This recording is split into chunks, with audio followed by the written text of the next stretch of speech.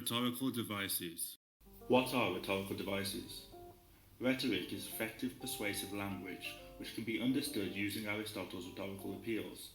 However, whilst it's important to recognize and analyze pathos, ethos, and logos, these appeals are quite general. Rhetorical devices, on the other hand, are specific techniques that can be used to underline the messages of our arguments. They work by having an impression on the audience. They make what you are saying memorable and impactful. Rhetorical questions. How can raising a question not be a good way of getting an audience to listen to you? A lot of people think of rhetorical questions as questions that don't need an answer. However, whilst that description might be true, it doesn't fully define the purpose or effect of a rhetorical question. Most importantly, a rhetorical question is used to emphasize a point. By posing one of these questions, the speaker is trying to make the audience think or feel in a particular way. We can see good examples of rhetorical questions by Barack Obama in his remarks by the President in Address to the Nation on Immigration in 2014. Barack Obama used this speech to explain his decision to enact immigration reforms that would protect some people living in America illegally from deportation. Are we a nation that tolerates the hypocrisy of a system where workers who pick our fruit and make our beds never have a chance to get right with the law? Or are we a nation that gives them a chance to make amends, take responsibility, and give their kids a better future? Are we a nation that accepts the cruelty of ripping children from their parents' arms?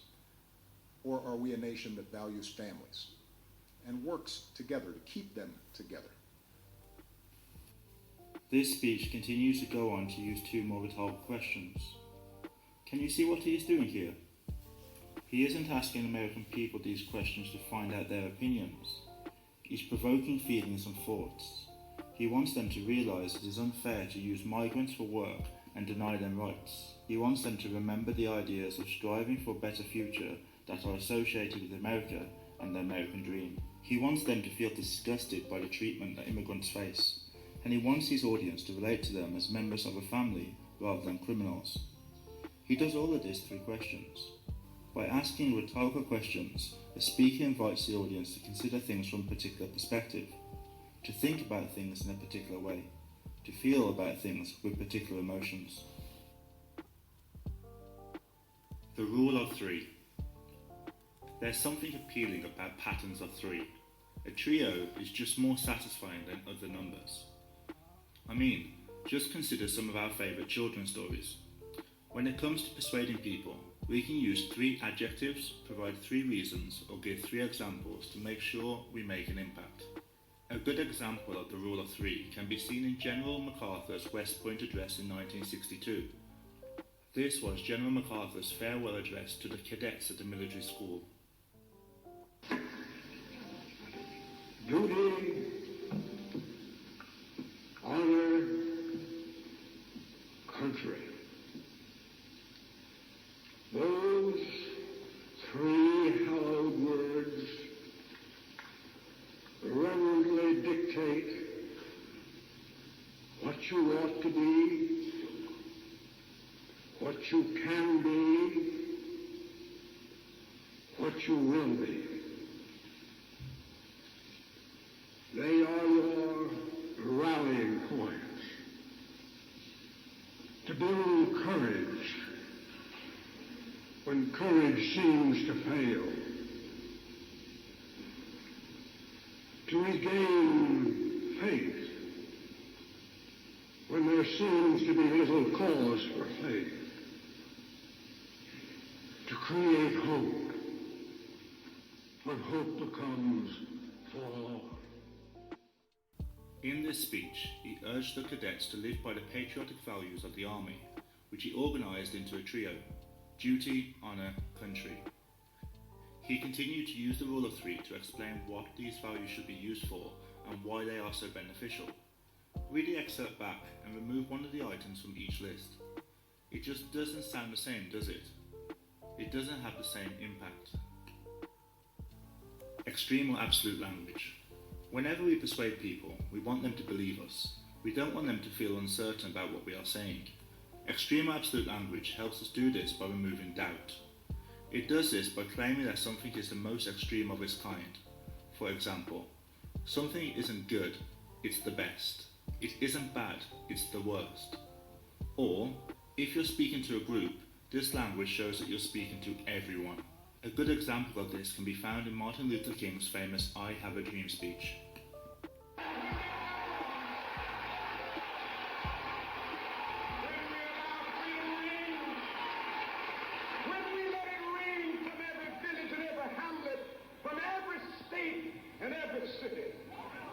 We will be able to speed up that day when all of God's children, black men and white men, Jews and Gentiles, Protestants and Catholics, will be able to join hands and sing in the words of the old Negro spiritual, free at last, thank God Almighty. King wants to achieve freedom for everyone, everywhere. He communicates this idea through words like every and all. By doing so, his message cannot be mistaken. It applies to all people all over America. Analogy. An analogy is all about drawing links and making connections. It's a lot like a simile or metaphor. However, the focus of an analogy isn't just to compare, but to make a point. Consider this. A teenager is trying to persuade his mom not to confiscate his mobile phone. He could say that it would be unfair to take his phone because it's like his best friend. It reminds him about things so he doesn't forget. It informs him of things that he doesn't know, and it entertains him when he is bored. This analogy links a phone to a best friend to make a point. He values the phone just like a best friend, so it would be unfair to take it away from him. In his campaign address, Huey Long uses an analogy to make a point about politicians in America. The Democratic Party and the Republican Party was just like the old patent medicine drummer that used to come around our country. He had 2 bottles of medicine. He'd play a banjo and he'd sell 2 bottles of medicine. One of those bottles of medicine was called high popolora. And another one of those bottles of medicine was called low popahara. Finally, somebody around that said, is there any difference in these medicines? Oh, he said, considerable. They're both good, but they're different. He said that high popolora is made from the bark off the tree that we take from the top down. And that low popahara is made from the bark that we take from the root up. And the only difference that I found between the Democratic leadership and the Republican leadership was that one of them was skinning from the ankle up and the other from the ear down when I got to Congress. In this analogy, he convinces people that as a politician, he is going to stand for them in ways other politicians don't. He achieves this by comparing the other parties in general to a bogus medicine seller. He also compares each party to 2 knockoff medicines that are made from the same ingredients. Through this comparison, Huey Long makes a point, that the politicians in charge are cheats and that there's no real diversity in the political system. Parallelism. This is a repeated use of a sentence structure to emphasize a point. You can imagine these similar sentence structures placed next to each other like the rails on a train track. It can give you a writing balance, it can give it clarity, and it can give it rhythm. It is used to hammer a point home again and again and again. In his inauguration speech, Barack Obama begins with the use of parallelism that gives the speech a sense of flow and hammers home the message that he is there to serve the people of America. My fellow citizens, I stand here today humbled by the task before us, grateful for the trust you've bestowed, mindful of the sacrifices borne by our ancestors. Through the use of parallelism, Obama achieves a sense of dignity and humility. Each one of these structures gives the message that he is aware of his position in a larger system that is in place to serve and benefit the people and nation of America. It really hammers home the point that he is trying to make, that he is not a selfish tyrant, but a humble servant. Anaphora.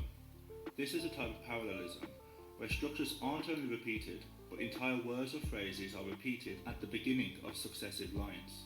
Perhaps the most famous example of this device is in Martin Luther King's I Have a Dream speech. I have a dream that one day this nation will rise up and live out the true meaning of its creed. We hold these truths to be self-evident, that all men are created equal.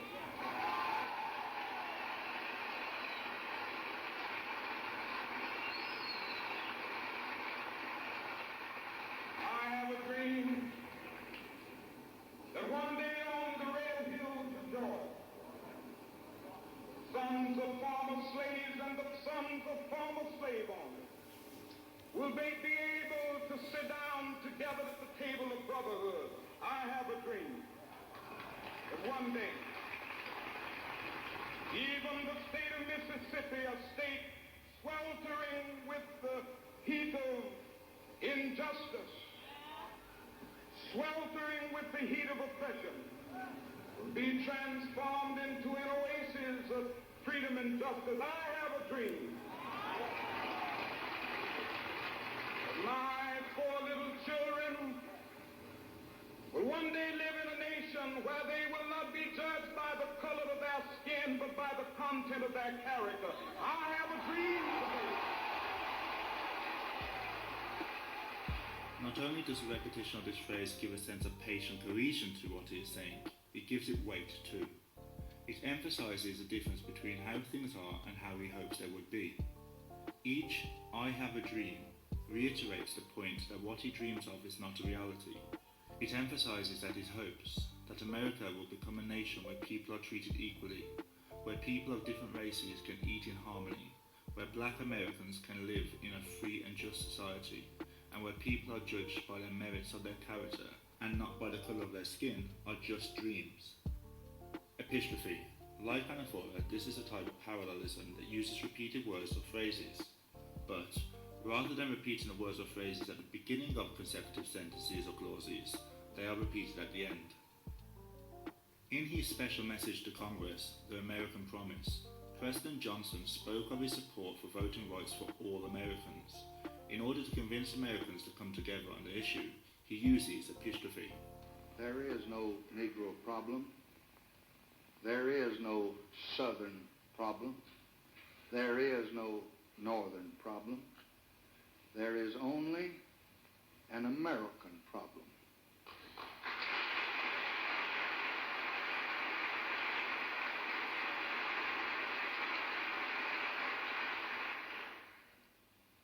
And we are met here tonight as Americans, not as Democrats or Republicans. We are met here as Americans to solve that problem. By repeatedly ending the sentences with the word problem, President Johnson emphasizes the weight of this problem, demonstrating that it is everywhere and needs immediate attention. Symptosis. This is yet another example of parallelism that uses repeated words and phrases. This time, successive lines begin the same way and they end the same way. Symplosis simply is a combination of anaphora and apostrophe. Malcolm X once used this technique in a speech in Harlem to give his argument power. Much of what I say might sound bitter, but it's the truth. Right. Much of what I say might sound like it's stirring up trouble, but it's the truth. Right. Much of what I say might sound like it is hate, but it's the truth. Through the use of symplosis, Malcolm X emphasizes the point that his words might not be kind, but they are honest. Through the repetition at the beginning and the end of each line, he juxtaposes the way that people might perceive his words and ideas with what he sees as being reality. At the beginning of each section, he sets up how people who weren't willing to accept rights for black Americans constantly perceive him, and at the end of each sentence, he repeatedly squashes them with the idea that he is merely describing an unmoving, unchanging reality. Allusion. An allusion is a reference. It points at something, and in doing so, it connects itself to that thing, piggybacking on the meaning and emotions connected to it. When a speaker uses an allusion in a speech, They reach across time and space and empower their words by connecting them to something else that has historical or cultural significance. Martin Luther King does this at the beginning of his I Have a Dream speech. I am happy to join with you today in what will go down in history as the greatest demonstration for freedom in the history of our nation.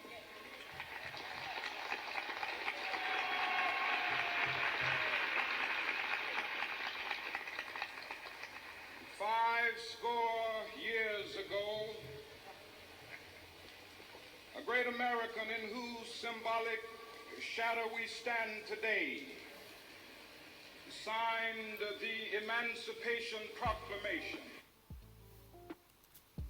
This is an allusion to Abraham Lincoln's Gettysburg Address, which he begins with the phrase 77 years ago.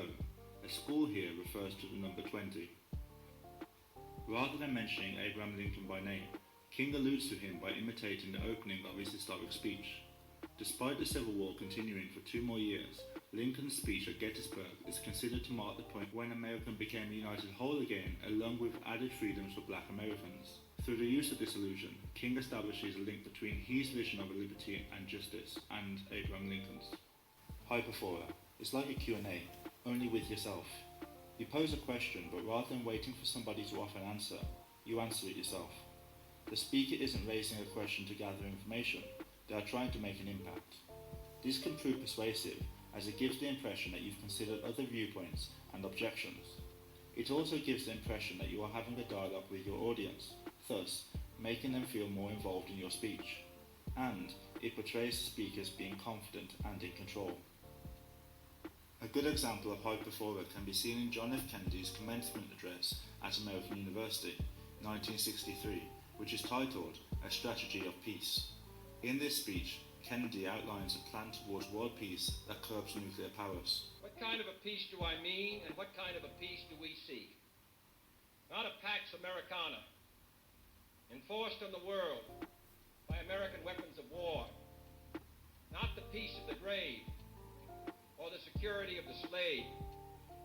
I am talking about genuine peace, the kind of peace that makes life on earth worth living, the kind that enables men and nations to grow and to hope and build a better life for their children. Here, we see Kennedy inviting the audience into his speech by eliciting a curiosity about his message with a question. Then, he appears to be in full control with an immediate answer. As you can see, Rhetorical Devices make great speeches. Who believe that America is a constant work in progress. Who believe that loving this country requires more than singing its praises or avoiding uncomfortable truths. It requires the occasional disruption, the willingness to speak out for what is right, to shake up the status quo. That's America. Rhetorical Devices underline your messages. Who taught you to hate the texture of your hair? Who taught you to hate the color of your skin to such extent that you bleach to get like the white man? Who taught you to hate the shape of your nose and the shape of your lips? Who taught you to hate yourself from the top of your head to the soles of your feet? Rhetorical Devices have a huge impact on your audience. Somewhere I read of the freedom of assembly. Somewhere I read of the freedom of speech. Somewhere I read of the freedom of press. Somewhere I read that the greatness of America is the right to protest far right. Rhetorical Devices make speeches memorable for the right reasons. I pledge you that we shall neither commit nor provoke aggression, that we shall neither flee nor invoke the threat of force, that we shall never negotiate out of fear, and we shall never fear to negotiate. Not for the wrong ones. Written by a nice reporter. Now the poor guy, you got to see this guy. Oh, I don't know what I said. Oh, I don't remember. He's going like, I don't remember. Oh, maybe that's what I said.